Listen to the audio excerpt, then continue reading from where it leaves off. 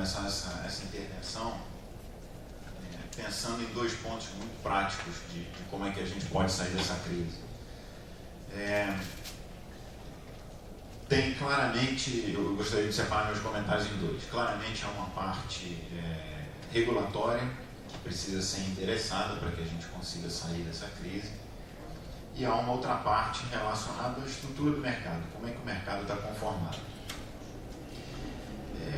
De uma maneira geral, as grandes empresas vieram para o Brasil no final da década de 90, depois da abertura do mercado de exploração e produção, porque enxergaram um território que, apesar dos muitos anos de atuação da Petrobras, ainda era um território do ponto de vista de número de poços perfurados, de bacias estudadas, era uma coisa, ainda havia muito espaço a se explorar. E o modelo que foi conformado no final da década de 90 para isso foi um modelo que a gente pode olhar para trás e dizer que foi muito bem sucedido em atrair investimentos e investimentos de toda natureza. As empresas não vieram para o Brasil só para produzir, elas vieram para apostar em bacias que eram praticamente inexploradas, desconhecidas, então teve muito investimento exploratório de risco, que foi extremamente, a gente olha para trás agora e vê que foi bastante bem sucedido, né? Em algum momento do tempo, depois já de alguns anos utilizando esse modelo, por volta de 2006, com a descoberta do pré-sal, o governo resolveu botar o pé no freio e reavaliar esse modelo, né? Fazer algumas modificações que ele julgava necessárias para ter um controle maior, para ter uma arrecadação maior.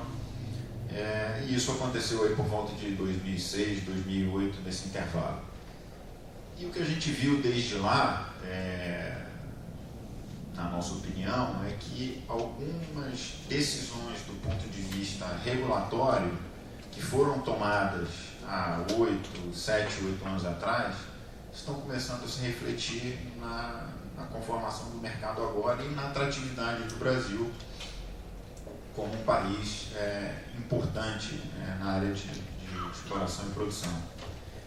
Então eu acho que hoje essa tempestade que nós estamos vivendo, ela é parte, resultado de nossas próprias escolhas, das escolhas que foram feitas pelo governo brasileiro há alguns anos atrás, estão se refletindo no mercado hoje.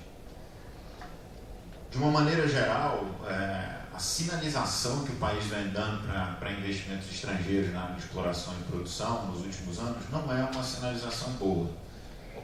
Você pode julgar se isso é resultado de uma série de ações não coordenadas e, portanto, essa sinalização negativa ela acaba que não foi uma intenção fazer isso, mas o fato é que você hoje tem os sinais não estão corretos. Junto-se a isso o fato, como muito bem descrito aqui pelo Jorge Camargo na intervenção dele, de que além dessa crise interna, que me parece que foi uma crise interna muito mais gerada por nós do que por qualquer outra coisa, a gente tem um outro ponto de vista do mercado, do preço da commodity, que é algo que a gente não controla. Então, acho que a confluência desses dois fatores, né, de nós estarmos vivendo um resultado interno, do ponto de vista de escolhas regulatórias no passado, que não me parece que foram muito acertadas, mais a questão da retração muito forte, muito rápida do preço da commodity, desde do meio do ano passado para cá, nos colocou numa situação que é bastante complicada. Eu sou também um otimista de como que eu acho que a gente sai dessa situação. Alguns dizem que eu sou um otimista conservador, mas ainda assim eu sou um otimista, justamente pelo fato de que eu acho que a maioria dos problemas que a gente vive hoje do ponto de vista regulatório são problemas que eles podem ser resolvidos por nós, por decisões do governo.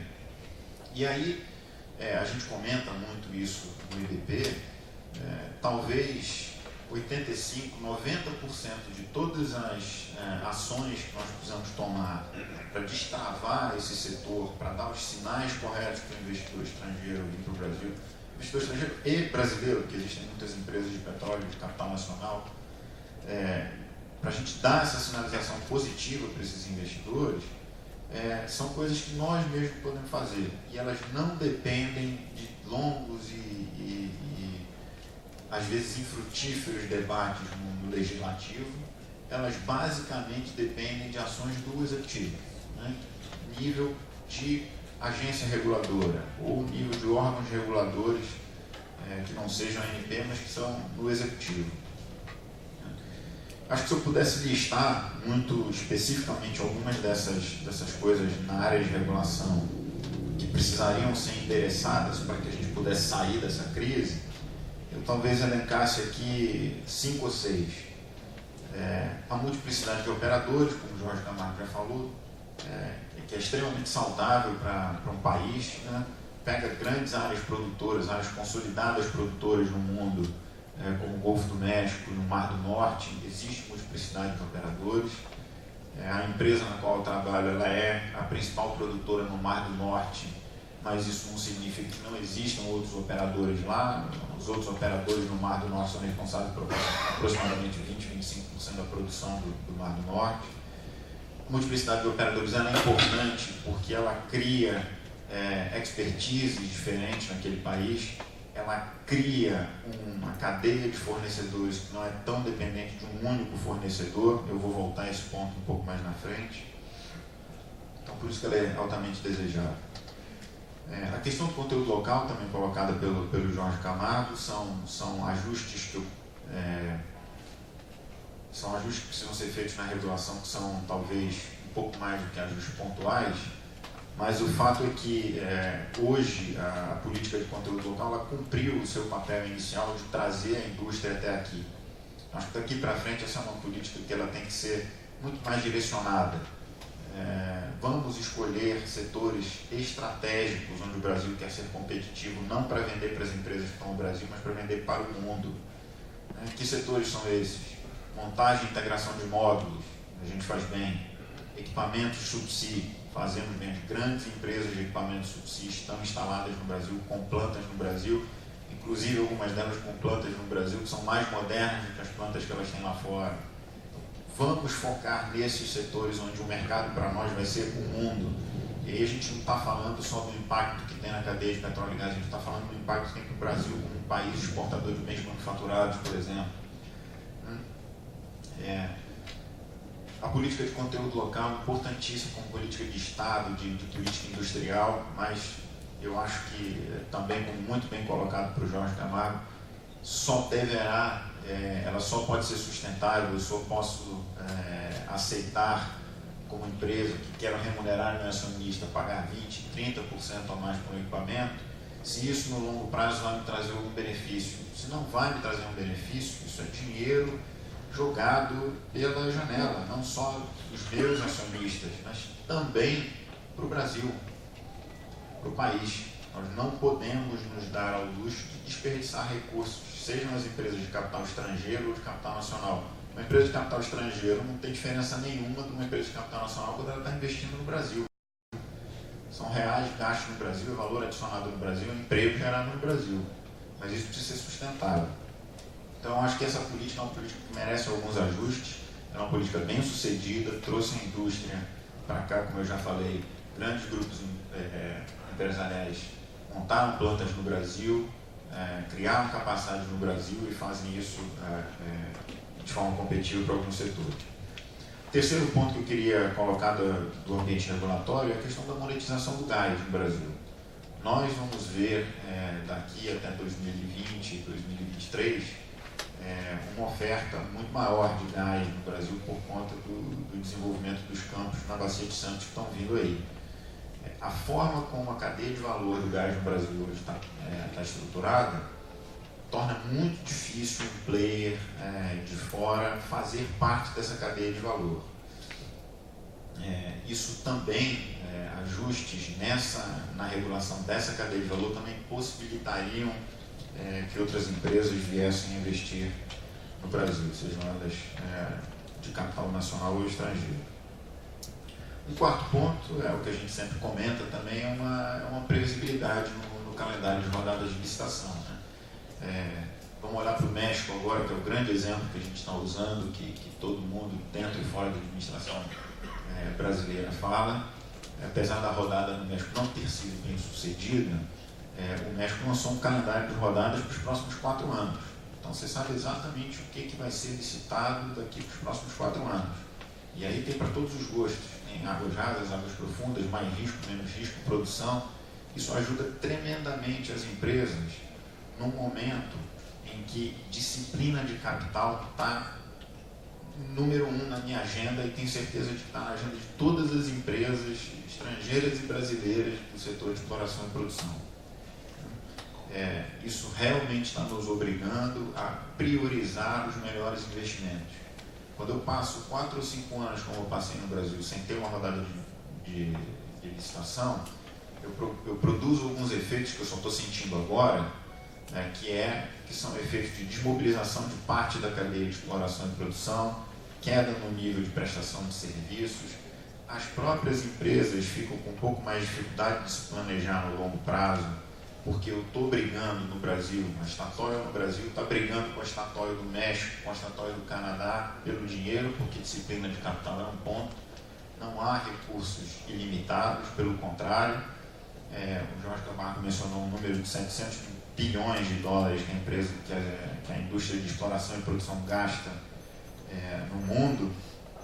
Esse número esse ano deve ser uns 10% menor, e esse número de 700 milhões já era um número 20, 25% menor do que essa indústria atingiu no pico em 2013, quando se investiu quase $1 trilhão na área de exploração e produção. Então, realmente, disciplina de capital é alguma coisa que a gente precisa prestar atenção, e eu preciso ter no Brasil condições atrativas de investimento para que os meus riscos acima da superfície não se tornem maiores do que os riscos abaixo da superfície. Os riscos abaixo, o potencial geológico do Brasil é extremamente interessante, é por isso que tem uma série de empresas aqui. Mas os riscos acima da superfície são aqueles que a gente precisa vencer através dessas mudanças regulatórias que eu estou mencionando. E, finalmente, eu acho que ainda dentro do regulatório, a questão de uma interação maior entre as agências reguladoras que fazem parte da indústria de petróleo e gás. A indústria de petróleo e gás tem uma cadeia tão grande que ela não se restringe só aos atos da Agência Nacional do Petróleo, por exemplo. Existem uma série de outras agências reguladoras e entes fiscalizadores do governo brasileiro, nos seus 3 níveis, municipal, estadual e federal, que precisam trabalhar mais em conjunto. Boa parte dos sinais negativos que hoje a gente tem na indústria são de descoordenação entre esses três níveis, né? Município, Estado e Federação, e entre as agências reguladoras. Então a gente não está falando só de ANP, a gente está falando de IBAMA, a gente está falando de Marinha, a gente está falando de Anvisa, a gente está falando de órgãos de licenciamento ambientais estaduais. Precisa ter uma coordenação, alguém precisa chamar para si essa responsabilidade de coordenação. Só isso já melhora muito a transparência e os sinais para aquelas empresas que estão dispostas a investir no Brasil. Eu tinha dito que eu ia separar meus comentários em 2 regulatórios de mercado. Vamos falar um pouquinho da questão do mercado agora. Me perdoe, tem um ponto de regulação que é fundamental, eu já ia esquecendo de falar dele, talvez seja o mais importante. Regras de unitização. Hoje, o Brasil não tem, até pela sua história de ter uma única empresa, a gente só abriu o setor há 15, 16 anos atrás, então a gente não tem uma história muito consolidada de unitização. Para quem não sabe o que é unitização, é quando você tem 2 reservatórios saindo da sua, um reservatório saindo da sua área de concessão, e aí você precisa, ou ele está dentro de uma concessão que não é sua, ou ele está numa área que é aberta e, portanto, a União, através da ANP, ou a União diretamente, ou através da PPSA, que é o meu caso agora, tem que fazer parte desse desenvolvimento. A unitização ela é extremamente importante e a gente não tem ainda uma regulação muito clara sobre ela. Eu tenho um dado que mostra que de 50% a 60% da produção do Brasil em 2020 vão vir de campos que hoje ainda não estão unitizados e precisam ser unitizados. Então a gente está falando que em 5 anos, metade da nossa produção vai vir de campos que precisam ser unitizados, e a gente não tem um marco regulatório adequado para fazer isso. Ou não tem a celeridade nesse processo e a clareza nesse processo que nos permita fazer isso.